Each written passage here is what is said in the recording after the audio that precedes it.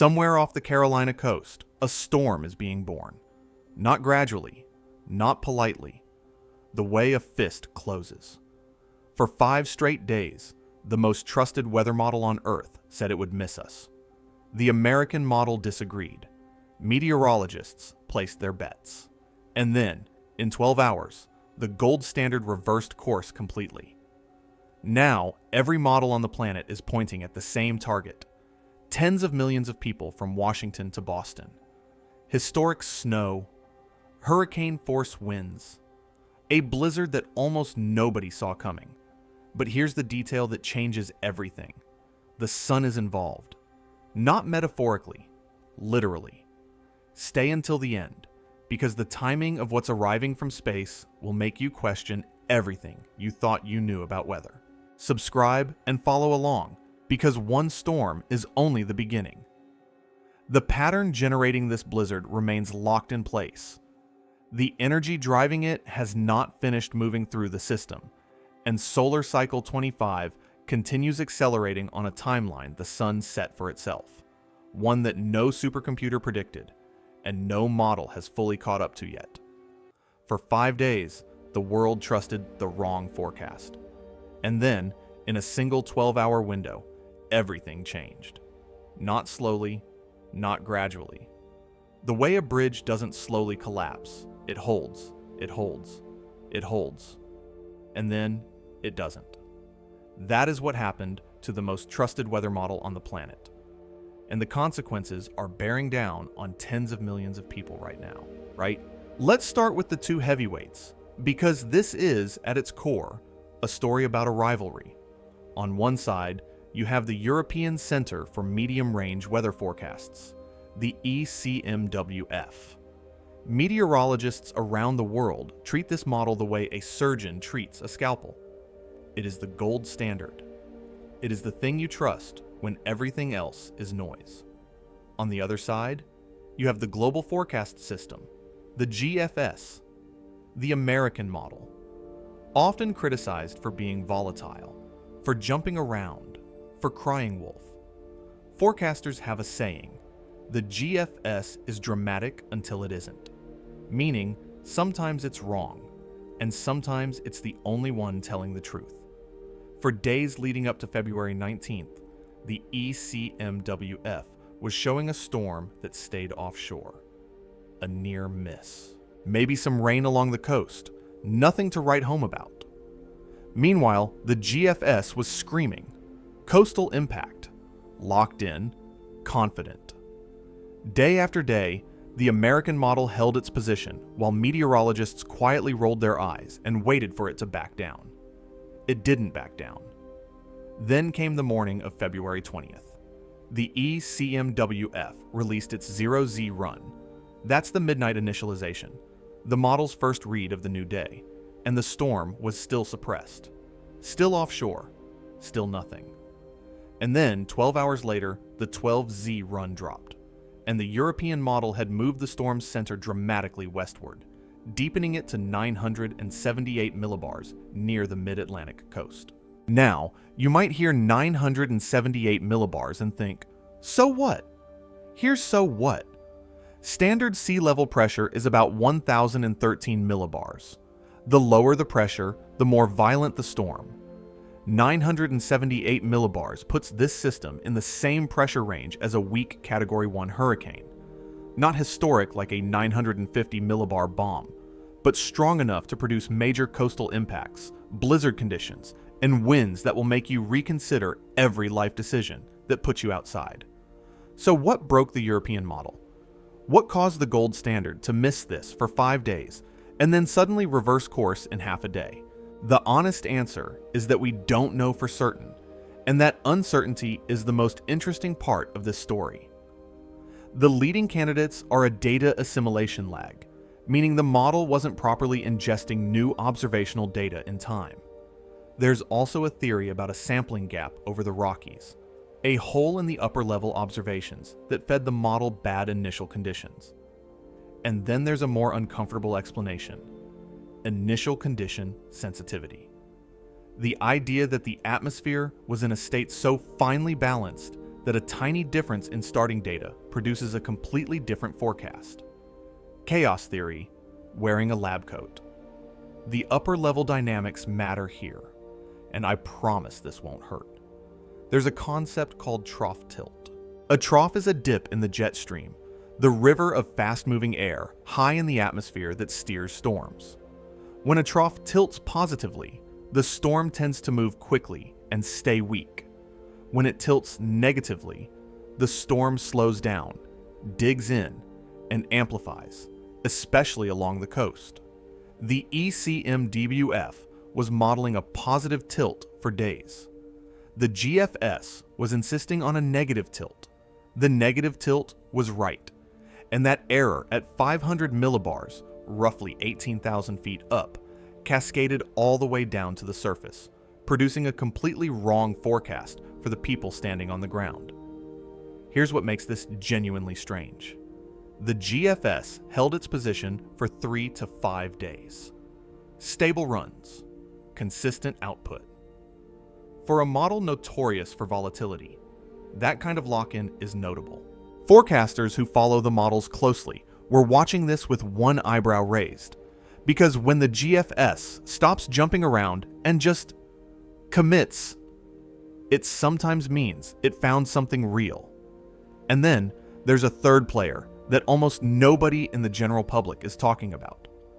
The ECMWF has an artificial intelligence version of itself, called the AIFS, the Artificial Intelligence Forecast System. It runs on the same input data as the traditional model. Same observations, same starting point, different brain, and the AIFS was producing output that leaned closer to the GFS solution days before the traditional European model shifted. Same data, different answer.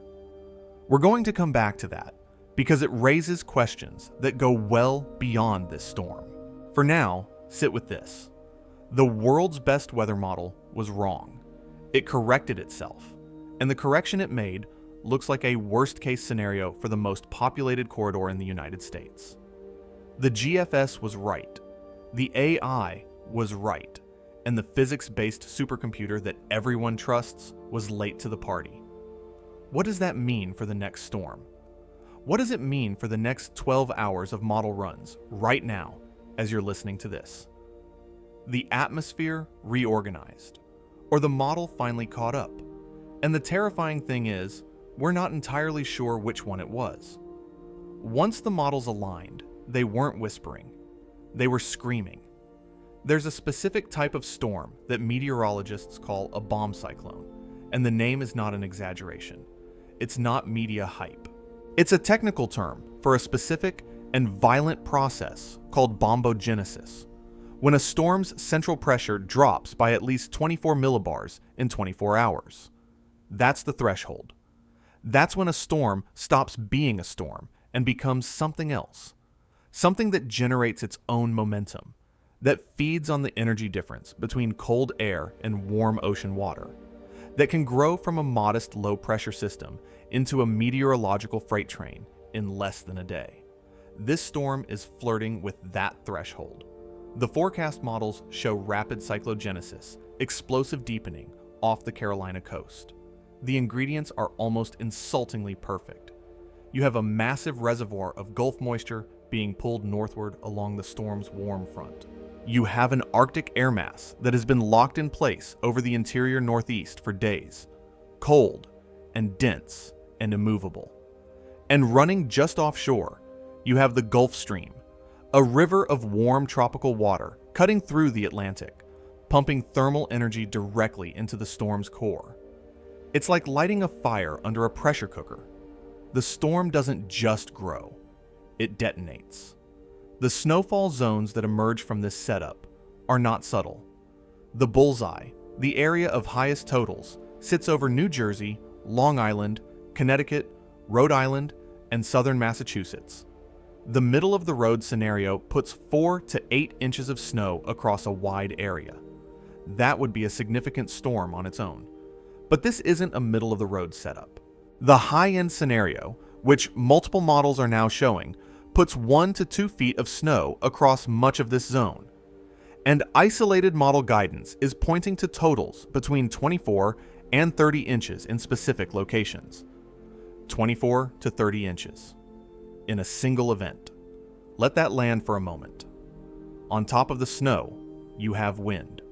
Coastal gusts of 50 to 60 miles per hour are forecast. Near Cape Cod and the outer islands of Massachusetts, gusts approaching hurricane force are possible. When you combine sustained heavy snowfall with winds in that range, you meet the official criteria for a blizzard, which requires winds of at least 35 miles per hour with falling or blowing, snow-reducing visibility to under a quarter mile for 3 consecutive hours. This system likely meets that criteria in multiple locations simultaneously. Here's the part that should make you a little nervous, even if you think you've seen bad storms before. Earlier this winter, a separate storm tracking through Iowa was forecast to produce 4 to 8 inches of snow. It produced 8 to 12. The atmosphere was more efficient than the models predicted. The snow was falling faster, packing denser, sticking harder. Meteorologists have a term for this: snow ratio anomaly. And what it means in plain language is that the physics of how snow crystals form inside the storm was overperforming the model's assumptions. The atmosphere was extracting more frozen water from each cubic meter of air than expected. That storm is now a reference point, a warning, because the same atmospheric pattern that drove that efficiency is present in this system. And if the snow ratios overperform again, if the atmosphere squeezes out more snow per unit of moisture than the models expect, then even the high-end forecasts might end up being conservative. Then there's the banding problem. Inside major nor'easters, there are often mesoscale convective snow bands, narrow corridors of extremely intense snowfall that set up along what's called the deformation axis of the storm. These bands are notoriously difficult to forecast. They can drop 2 to 4 inches of snow per hour in a corridor only 20 to 30 miles wide, while 10 miles away, the snow is light and manageable. This is why snowfall totals in major East Coast storms can vary by 10 inches or more in 20 miles. Not because the forecast was wrong, because the atmosphere decided to concentrate its energy in a ribbon. Southern New England, Connecticut, Rhode Island, Massachusetts tends to win in this storm geometry. The track of the low running northeast along the coast keeps the area in the optimal quadrant for heavy snow and extreme winds. The coastal boundary between the frigid land air and the warm ocean air creates what meteorologists call a coastal front, and that front acts as an additional forcing mechanism, squeezing out extra precipitation right where the banding is most likely to set up. This storm didn't build slowly. It snapped into alignment in 24 hours. And in the history of East Coast snowstorms, the ones that snap into alignment fast are often the ones that surprise you. They don't give the public time to adjust. They don't give emergency managers time to preposition equipment. They don't give power companies time to stage crews. And here's what you don't know yet. At the exact moment this storm reaches its peak intensity, something else will be peaking too. Something roughly 93 million miles away. And whether or not it matters, that's a question that might keep you up at night. The storm intensifies Sunday. Enhanced solar wind arrives Sunday. Now, before you close this out and say, that sounds like something your uncle posts on social media, stay with me, because this is real. And the question isn't whether it's happening. It is happening. The question is what it means. Space Weather Live, a legitimate and well-regarded space weather monitoring service, confirmed the presence of a coronal hole in the northern hemisphere of the Sun, positioned to face Earth around February 20th. The high-speed solar wind stream associated with that coronal hole is projected to arrive at Earth around February 23rd, the same window in which this storm reaches its peak intensity over the northeast. A coronal hole is a region on the Sun where the magnetic field lines are open rather than looped back on themselves. In these regions, the Sun's outer atmosphere, the corona, is less dense and cooler, which is why it appears dark in ultraviolet imaging. But the real significance of a coronal hole is what it releases: a sustained, high-speed stream of solar wind. Not the dramatic explosive burst of a coronal mass ejection. That's the sun equivalent of a sneeze. A coronal hole is more like a fan left running. Steady, persistent, pointed at us. When this stream of charged particles reaches Earth, several things happen. The magnetosphere, the invisible magnetic shield surrounding our planet, gets compressed on the sun-facing side. Energetic particles funnel down along magnetic field lines toward the poles. Auroras become possible at lower latitudes than usual, and depending on the intensity of the stream, we may see a minor geomagnetic storm in the G1 to G2 range. Not catastrophic, not the kind of thing that knocks out the power grid, but real, measurable, and happening at the same time as a historic winter storm. Now here's where I have to be very careful with you, because there is a line between what is known and what is speculated, and I am not going to blur it. Operational meteorology, the kind practiced by the National Weather Service, the ECMWF, NOAA, does not factor solar wind into tropospheric weather forecasting. The troposphere is the lowest layer of the atmosphere, where weather happens. The official scientific consensus is that solar wind does not meaningfully influence storms at this level. That is the mainstream position. It is the position held by most working atmospheric scientists. But there is published research, not fringe, not conspiracy, but peer-reviewed and debated within the scientific community, suggesting pathways by which solar activity might influence the atmosphere. Some studies point to solar-wind interactions with stratospheric ozone chemistry. Others examine energetic particle precipitation, where charged particles rain into the upper atmosphere and alter its chemistry and thermal structure. There are papers looking at polar vortex modulation, the idea that solar forcing might influence the behavior of the polar vortex, the large-scale circulation pattern that governs Arctic air outbreaks. None of these pathways is proven to produce the kind of short-term effect that would steer an individual storm, but none of them has been definitively ruled out either. Here is what makes the timing genuinely difficult to dismiss as irrelevant. The ECMWF's dramatic westward shift in its forecast, the 12-hour reversal that changed everything, happened on February 20th. That is the same window in which the coronal hole was fully facing Earth and the solar wind stream was beginning to accelerate outward. The storm reaches its forecast peak around February 23rd. The solar wind stream is projected to arrive around February 23rd. This is either a remarkable coincidence or it isn't. And if you're thinking clearly, you should hold both possibilities simultaneously without committing to either. That's not weakness. That's how science is supposed to work when the data is ambiguous. What's not ambiguous is this. The AI version of the European model moved toward the correct solution before the physics-based model did. And if solar terrestrial interactions have any statistical fingerprint in past storm data, even a weak one, an AI trained on decades of historical model output might detect it without knowing what it's detecting. It might not understand the mechanism. It might just know the pattern. And the AI model was right. Which brings us to a question that is going to define the next decade of weather forecasting. The AI version of Europe's model leaned toward the GFS solution days earlier. Same data. Different answer. And that difference might be the most important thing that happened in meteorology this week. The ECMWFAIFS, the Artificial Intelligence Forecast System, is not a replacement for the traditional model. Not yet. It is a parallel system, an experimental layer running alongside the physics-based supercomputer, trained on decades of historical model runs and atmospheric observations.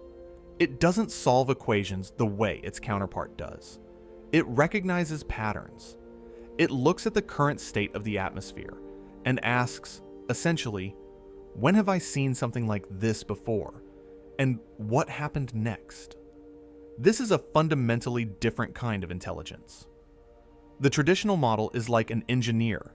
It builds the storm from scratch using fluid dynamics equations, thermodynamic principles, and numerical methods. The AI model is more like a historian who has read every storm report ever written and learned to see the fingerprints of what's coming before the math catches up.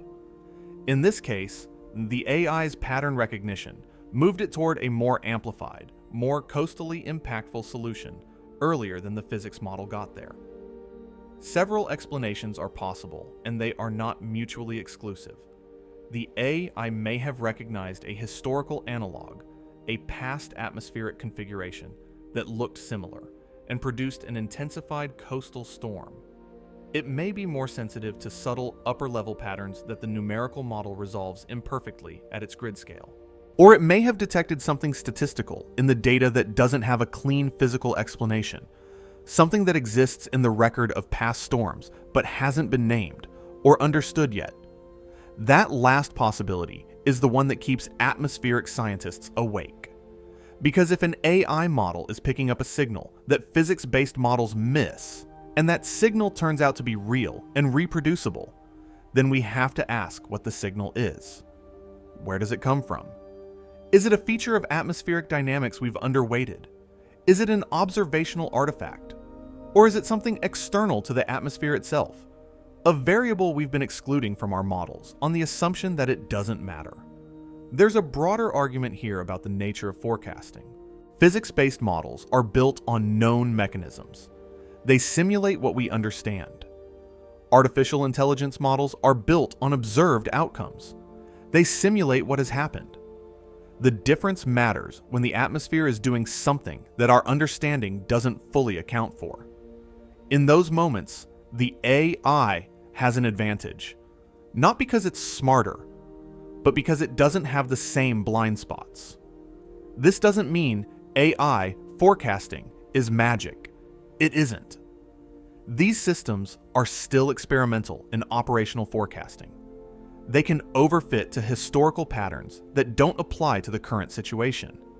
They can be confidently wrong in ways that are harder to diagnose than a physics model's errors. And they raise genuinely difficult questions about accountability. When a physics model is wrong, you can trace the error back through the equations and find where things diverged from reality. When an AI model is wrong, you often can't. It just gave you a number, and the number was bad, and good luck figuring out why. The controversy runs deeper than one storm. Should AI output be allowed to override trusted deterministic model guidance? Who decides when the AI is right and the physics model is lagging? What happens when they disagree and there's no time to resolve it before the storm arrives? These are not hypothetical questions. Meteorologists are wrestling with them right now in real time, in real forecast offices, with real consequences for the people in the path of this system. What we know is this: on this storm, the AI moved faster toward the truth. And the atmosphere is about to tell us whether faster also meant correct. But before we get to the snow totals and the aftermath, there's a larger pattern that deserves attention. Because this isn't just one storm. This winter has been behaving in ways that are starting to feel less like weather and more like something the models weren't built for. This isn't just one storm. It's a sequence. And sequences have a habit of revealing things that individual events conceal. When you look at a single storm, you see weather. When you look at a pattern of storms, you start to see something else. Something that behaves less like random atmospheric variation and more like a system under sustained pressure, expressing itself in ways that our models weren't quite prepared for. Cast your mind back a few weeks. A storm tracks through Iowa. The forecast calls for 4 to 8 inches of snow, a reasonable call, well within model guidance. Nothing unusual. The meteorologists who issued it weren't guessing. They were working from multiple model runs, ensemble output, experienced pattern recognition. 4 to 8 inches was the defensible, responsible forecast. The storm produces 8 to 12 inches. Not a catastrophic bust, but a meaningful one. The atmosphere was more efficient. Snow was falling faster and accumulating harder than the models anticipated. The people who had prepared for a moderate storm got a significant one. They cleared their driveways expecting to be done in an hour, and were still out there 3 hours later. That gap between forecast and reality matters. It always matters. Not just for the inconvenience it causes, but for what it signals about the tools we're using to predict the future. But the same parent system that dumped extra snow on Iowa did something else entirely on its way out. It triggered a tornado outbreak through the Ohio Valley.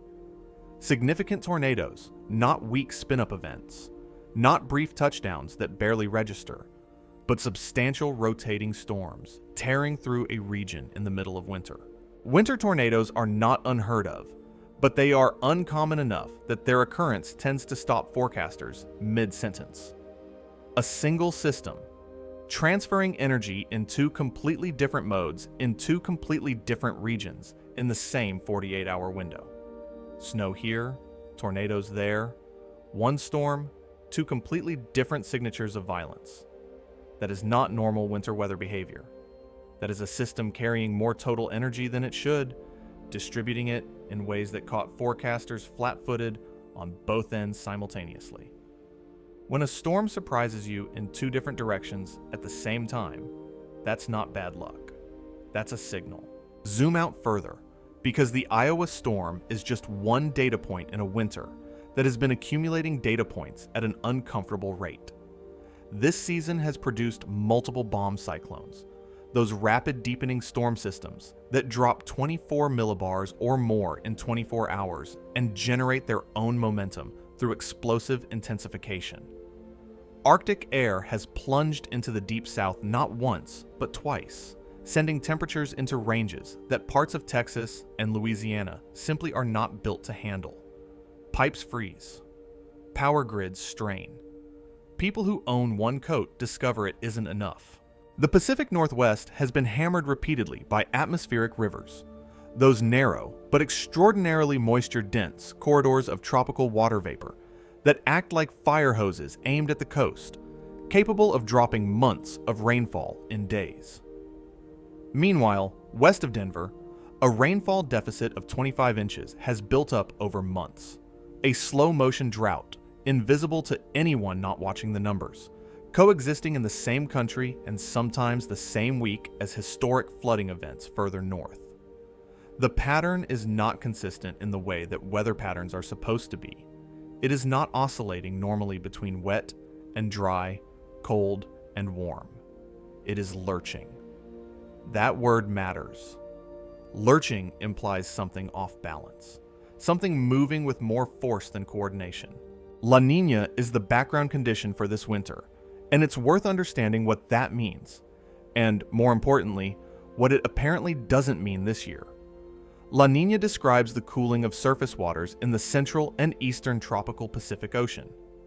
When the Pacific cools in this pattern, it shifts the position of the jet stream, typically pushing it northward and reducing the frequency of strong winter storms along the east coast of the United States. That's the textbook version. That's what the climatological models expect. Quieter winters, fewer significant nor'easters, less amplification in the pattern. What's happening this winter doesn't fully match the textbook, and that discrepancy is worth sitting with, rather than explaining away. The storm frequency is there. The intensity appears amplified well beyond what La Niña climatology would predict. Multiple bomb cyclones under La Niña conditions is not the forecast you'd write in advance. Something else seems to be adding energy to the system, a variable that the seasonal outlooks didn't fully weight, or a process that the background climate state has altered enough to change the rules. Atmospheric scientists use the term meridional flow to describe the degree to which the jet stream is behaving like a snake rather than a straight, fast-moving river. A zonal jet stream, one that runs roughly east to west without much north-south deviation, tends to keep Arctic air locked up in the polar regions where it belongs, and limits the formation of the deep pressure systems that produce extreme weather. A meridional jet stream, by contrast, dips dramatically southward and surges northward in large waves, amplifying north-south temperature contrasts, sending Arctic air deep into the mid-latitudes, and creating simultaneously the conditions for extreme weather in multiple flavors. Not just winter storms, tornadoes, flooding, drought, all of it at once in different regions, because the jet stream is weaving widely enough to create radically different conditions in places that aren't very far apart on a map.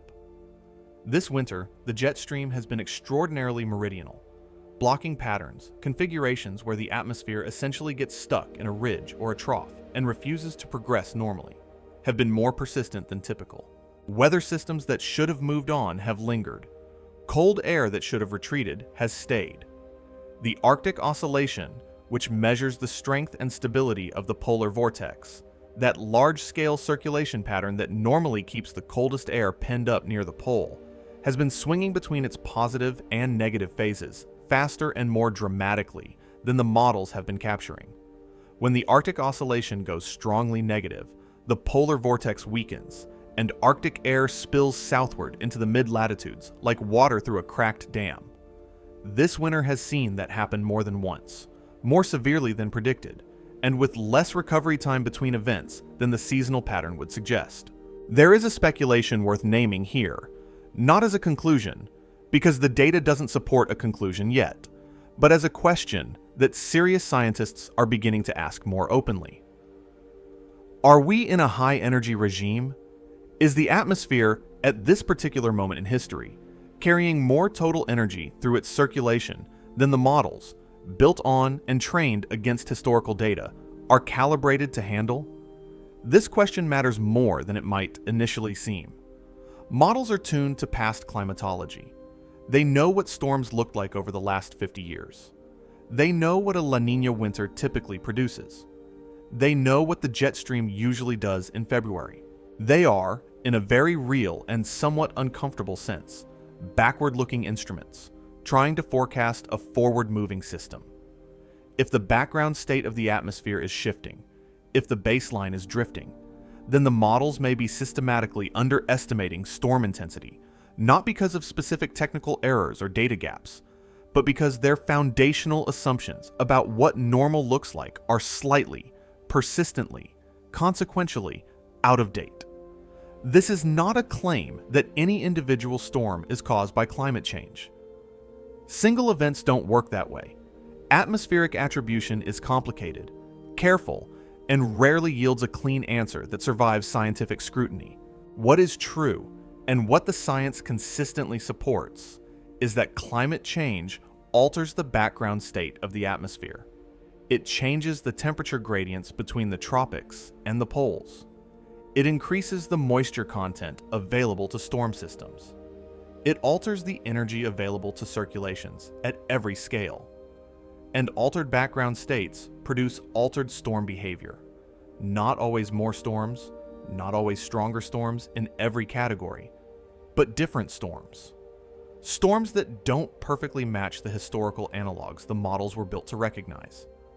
Storms that perform outside the range the forecast tools were calibrated for. The question of whether we're watching that play out right now, in real time, across this winter's remarkable sequence of events, is one that honest atmospheric scientists will be studying and debating for years after the snow melts. What is not debatable, what the data this winter has been making increasingly difficult to dismiss, is that the models have been missing consistently on the high side of reality. They have been underestimating, not always, not on every storm. But the trend is there, and in science, a trend in your error is the most interesting kind of error, because it suggests the error isn't random. Random errors cancel out. Systematic errors point somewhere. They point toward an assumption that's wrong, a variable that's missing, a baseline that's drifted. That's a trend. Trends are data. And the data from this winter is accumulating into a picture that is difficult to look at without asking larger questions. And above all of this atmospheric violence, above the lurching jet stream and the repeated Arctic outbreaks, and the out-of-season tornadoes, and the bomb cyclones stacking up like chapters in an argument. The sun is approaching a peak it wasn't supposed to reach this fast, and it picked a very interesting moment to do it. Solar cycle 25 was predicted to be mild. It isn't, and the universe didn't send a memo before it decided to overachieve. There is something almost philosophical about that. The idea that the most studied star in the history of science, observed continuously for centuries, tracked by satellites and ground-based observatories and international panels of the world's leading solar physicists, simply decided to perform above expectations without asking anyone's permission. The sun has been doing this for 4.5 billion years. Our forecasts are, from its perspective, a very recent development. Every 11 years or so, the sun completes a cycle, moving from a period of relative quiet called solar minimum, where sunspots are rare, the solar surface is comparatively calm, and the star radiates with something approaching consistency, to a period of heightened activity called solar maximum, where sunspots multiply across the solar disk. Magnetic field lines tangle and strain and eventually erupt, and the sun becomes, to put it plainly, more energetic and considerably less predictable. The transition between these phases isn't a switch that flips on a specific date. It's a gradual escalation, like a crowd noise in a stadium building before something decisive happens. You can feel the direction before you can measure the peak. Solar Cycle 25 was forecast by NOAA's Solar Cycle Prediction Panel, a group of serious scientists with serious data, to be an average cycle, possibly below average. A quiet sun. A manageable sun. A sun that would give satellites and power grids and astronauts a relatively uneventful few years. The sun apparently didn't read the forecast, which, when you think about it, is exactly the kind of thing the sun would do. By 2024, running into 2026, sunspot counts have been tracking significantly above the initial projections. The number of coronal holes, those open field regions on the solar surface where magnetic field lines extend outward into space rather than looping back, producing sustained, high-speed solar wind streams, has increased above what the cycle prediction anticipated. Coronal mass ejections, which are explosive eruptions of magnetized plasma launched from the solar surface into the solar system, have been occurring with higher frequency than the mild cycle forecast suggested. The sun is more active than expected. That statement carries no drama on its own. It's an observation, a data point. But observations have implications, and the implications of a more active sun arriving at its peak at the same moment a bomb cyclone is developing off the east coast of the United States are worth examining carefully and honestly. The distinction between a coronal mass ejection and a coronal hole stream is worth taking a moment to understand, because they are very different events that get casually lumped together in popular coverage of space weather. A coronal mass ejection, a CME, is sudden and explosive in a way that has no real atmospheric analogy. It launches a massive, coherent cloud of magnetized plasma into interplanetary space in a matter of minutes. A billion-ton bubble of charged particles and tangled magnetic field expanding outward at speeds that can exceed 1,000,000 miles per hour. When a CME is aimed at Earth, it can arrive in as little as 1 to 3 days, and when it does, it compresses the magnetosphere violently on the sun-facing side, drives energetic particles into the upper atmosphere along magnetic field lines, and produces intense but relatively short-duration geomagnetic storms. The most famous example, the one that shows up in every discussion of space weather risk, is the Carrington event of 1859. A CME of extraordinary power struck Earth and induced electrical currents in telegraph lines across North America and Europe, with enough force to cause fires at relay stations and produce sparks at operator terminals that had been completely disconnected from their power sources. The aurora was visible from the tropics. If a Carrington-class event struck Earth today, the consequences for modern electrical infrastructure would be by most engineering assessments, catastrophic in ways that would take years to fully repair. A coronal hole stream is different in character, and that difference matters for what we're discussing here. Rather than an explosive eruption, a coronal hole produces a sustained, steady outflow of high-speed solar wind, a river rather than a wave. The peak intensity is lower than a major CME event, but the duration is longer, sometimes persisting for days rather than hours, as the Earth remains in the path of the stream. The effect on the magnetosphere is gentler but persistent, a sustained compression rather than a sharp impact. This is the type of event that produces auroras visible well into the mid-latitudes, the kind of geomagnetic disturbance that makes aurora watchers in places like Minnesota and Michigan set their alarms and go outside in the middle of the night. In terms of geomagnetic storm classification, coronal hole streams typically produce minor to moderate events, G1 or G2 on the 5-point scale. Not catastrophic, not remotely Carrington level, but not nothing either. The word nothing is doing a lot of work in a lot of dismissive conversations about space weather, and it deserves to be questioned. The historically documented overlaps between periods of elevated solar activity and unusual atmospheric events form a body of scientific literature that is simultaneously real, substantial, and persistently inconclusive. This is not a comfortable place for science to exist, but it is an honest one.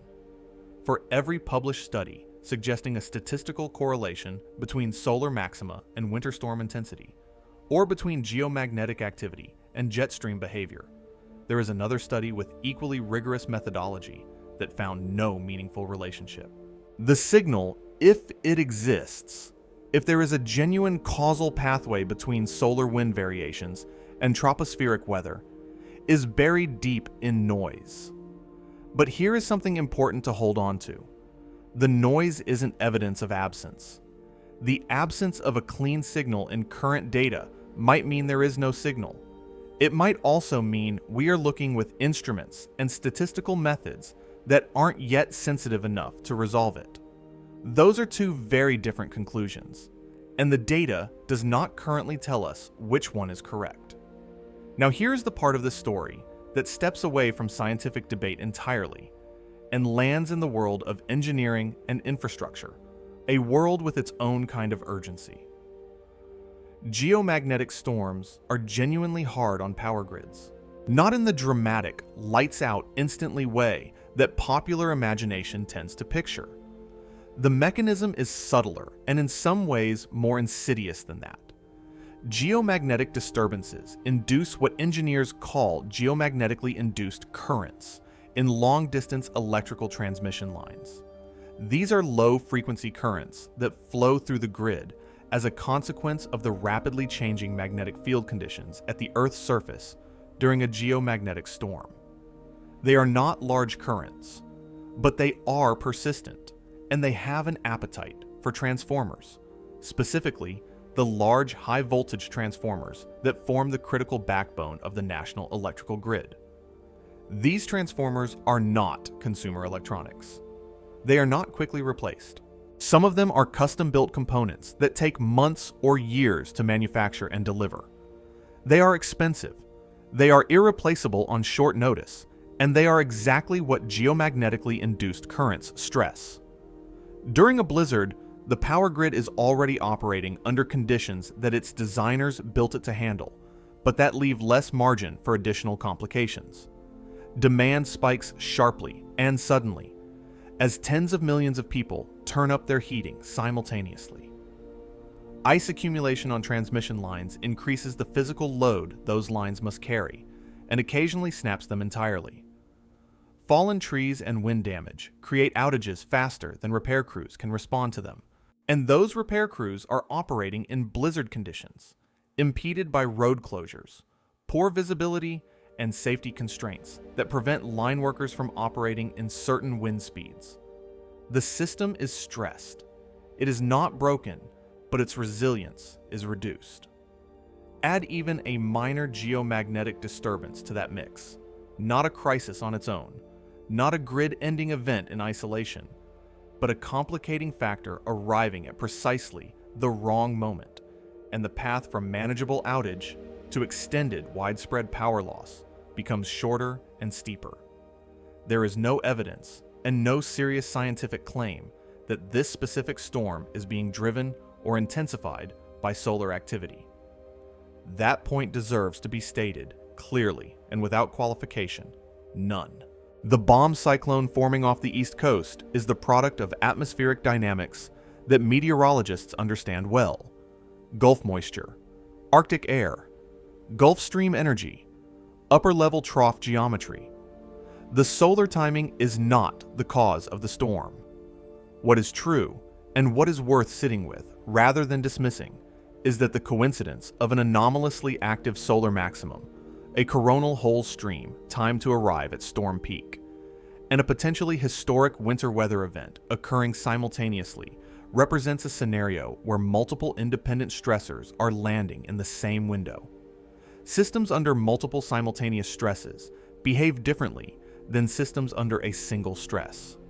They fail at lower thresholds. They recover more slowly. They surprise the people managing them in ways that single variable planning did not anticipate. That is not speculation dressed up as science. That is engineering. That is risk analysis. And it is a conversation that the evening news will not be having tonight. While the scientific community continues to debate whether solar wind can nudge the atmosphere, and while emergency managers focus entirely and appropriately on the storm itself, something quieter and arguably more consequential is reshaping the very ground beneath the feet of weather forecasting. A revolution that has been building for years, mostly out of public view, and that this storm just put on full display. This storm exposed something bigger than snow totals. It exposed a question the meteorological community has been wrestling with quietly, in conference rooms and research papers and late-night model discussions, and is now being forced to answer loudly, in public, in real time, with tens of millions of people in the path of the answer. Are we at the edge of a new era in forecasting, or are we just getting better at seeing how uncertain we've always been? Those two possibilities sound similar. They are not. One suggests we are on the verge of a genuine breakthrough in our ability to anticipate what the atmosphere will do. The other suggests that better tools are simply giving us a clearer view of a problem that was always there, always unsolved, always larger than we admitted. The difference matters enormously, not just for meteorology, but for every system that depends on weather forecasts to make decisions. Infrastructure, emergency management, agriculture, aviation, the supply chains that move food and medicine and fuel. All of it runs, in part, on the assumption that the forecast is reliable. This week, the gold standard was wrong for 5 days, and the question of why and whether it will happen again does not have a comfortable answer. Artificial intelligence models are outperforming physics-based models in specific benchmarks, and the forecasting community is still working out what that means and what to do about it. Not across the board. Not yet. Not in every category. Not in every lead time. But in medium-range forecasting, in pattern recognition, in certain classes of high-impact weather events, the AI systems are performing at or above the level of traditional numerical weather prediction. The names are worth knowing because they represent billions of dollars of investment and the serious attention of some of the most capable technology organizations on the planet. GraphCast, developed by Google DeepMind. Pangu Weather, built by Huawei's research division. ForecastNet from NVIDIA. And the ECMWF's own internal development, the AIFS, the Artificial Intelligence Forecast System, running in parallel with the traditional model that missed this storm for 5 days. These systems were built in years, not decades. They did not require the generational investment of time and scientific labor that produced the physics-based models they are now beginning to challenge. They are improving faster, much faster, than any numerical weather prediction system has ever improved. and they are doing it not by understanding the atmosphere better in any mechanistic sense, but by recognizing it more thoroughly, by having read, in effect, every storm that ever happened, and learned to see the fingerprints of what comes next. The forecasting community is not standing still in response to this. The organizations and agencies that built the traditional models are not watching from the sidelines while the AI systems accumulate benchmark victories. ECMWF is expanding its AI integration actively, developing hybrid ensemble approaches that blend the output of traditional physics-based guidance with AI model solutions, trying to capture the strengths of both without being fully exposed to the weaknesses of either. NOAA is working to increase observational density across the United States, adding new satellite assets designed specifically to fill the kind of sampling gaps, like the data void over the Rockies that may have contributed to the European model's extended miss on this storm, that degrade forecast quality in ways that are difficult to diagnose after the fact. The next generation of weather satellites, currently in development and deployment, will provide spatial and temporal data resolution that the current generation of forecast models was never designed to ingest. The models themselves will have to be rebuilt, or at minimum substantially redesigned, to take full advantage of what the new observational infrastructure will be able to see. And there are research programs, early stage, but no longer purely theoretical, exploring the application of quantum computing to atmospheric simulation. The appeal is straightforward. The atmosphere is a system of almost incomprehensible complexity, and the fundamental bottleneck in numerical weather prediction has always been computational. The trade-off between the resolution of the model grid and the time available to run the calculations before the forecast window closes. Quantum computing, in principle, offers a path around that bottleneck. Not operational, not imminent. The hardware is still fragile, the error rates still high, the scaling challenges still formidable. But the conversations happening in atmospheric science laboratories about quantum simulation are no longer the kind of conversations people have quietly in the margins of meetings, because they're afraid of sounding like science fiction. They are center stage discussions about a real technology on a real timeline. And yet, after all of this, after the AI models and the improved satellites and the expanded ensemble systems and the hybrid approaches and the quantum computing research programs and the petabytes of data flowing through supercomputers every 6 hours around the clock without interruption, chaos theory remains undefeated. It has not been cornered. It has not been significantly weakened. It sits at the foundation of atmospheric science, like a theorem carved in stone, and every advance in forecasting technology has to eventually make peace with what it says. The atmosphere is a non-linear system.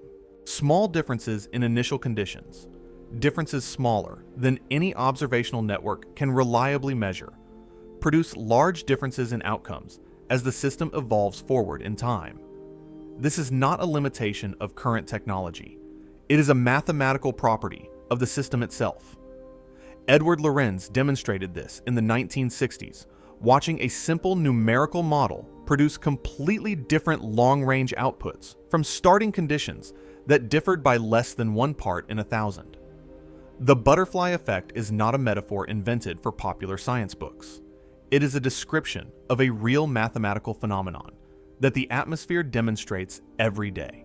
And it places a theoretical limit on deterministic weather prediction, somewhere in the range of 10 to 14 days, beyond which the atmosphere's sensitivity to initial conditions makes precise forecasting mathematically impossible, regardless of how good your model is, regardless of how much computational power you apply, regardless of how many satellites are watching from above.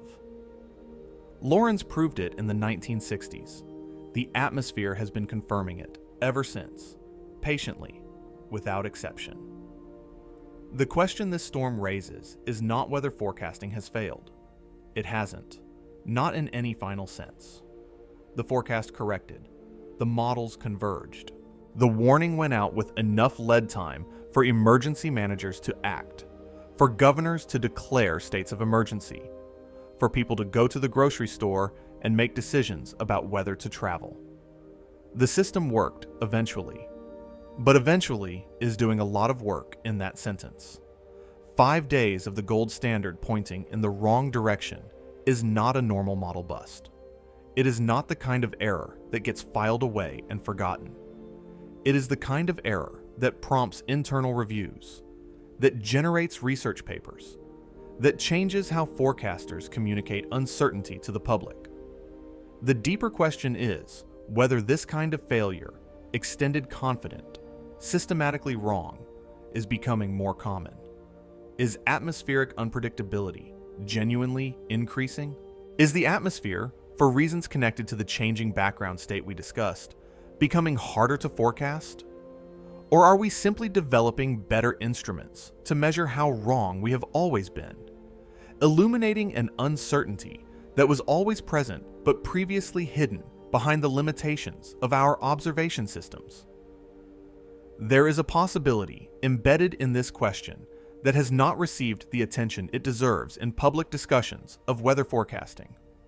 We have been building forecast models, training them, validating them, tuning their parameters on historical data from a planet that is in the process of changing, of temperature, pressure, moisture, of temperature, pressure, moisture content, jet stream position, sea surface temperature. Those baselines are shifting. Not dramatically, not all at once, but measurably and consistently in the same direction. An atmosphere that is behaving differently than it did during the decades when the models were trained is, in a meaningful sense, an atmosphere the models do not fully know. They are forecasting a new version of Earth using a map drawn of the old one. The roads have moved. Some of them no longer exist. And the models are still routing traffic based on a geography that is quietly, incrementally out of date. Zoom all the way out now, because the view from distance is the one that makes the full weight of this moment legible. We are standing on a planet whose atmosphere we have been studying systematically, with instruments, with mathematics, with dedicated scientific institutions for less than 200 years. 200 years against 4 billion. We are using forecast models that have existed for less than 60 years to predict the behavior of a system that has been evolving continuously since before complex life existed on Earth. We are receiving, right now, energy from a star that is behaving more actively than the best solar scientists on the planet predicted. Arriving at the exact moment a storm of potentially historic proportions is organizing off our coast. And the artificial intelligence system we built to help us understand what the atmosphere will do next saw the correct solution before the supercomputer did, and we do not fully know why. We know it happened. We do not know what it detected. We do not know if we can rely on it to do it again. The models will tell us by Monday what the snow did. The storm reports will document the totals. The satellite imagery will show the structure. The power outage maps will show where the grid held and where it didn't. We will know with reasonable precision how close the forecast was in the end. What we may never know with certainty is what truly steered this storm into the position it took. What nudged the trough into its negative tilt at the moment it did. What the AI detected in the data that the physics equations missed, and whether that detection was insight or coincidence. Whether the sun's timing was an extraordinary accident of orbital geometry or a quiet variable that operational meteorology has not yet found the framework or perhaps the courage to include. Whether this winter sequence of violence is the new normal introducing itself or an outlier that will recede and leave the old patterns intact. The atmosphere has been keeping its own counsel for 4 billion years. And every so often, with no announcement, and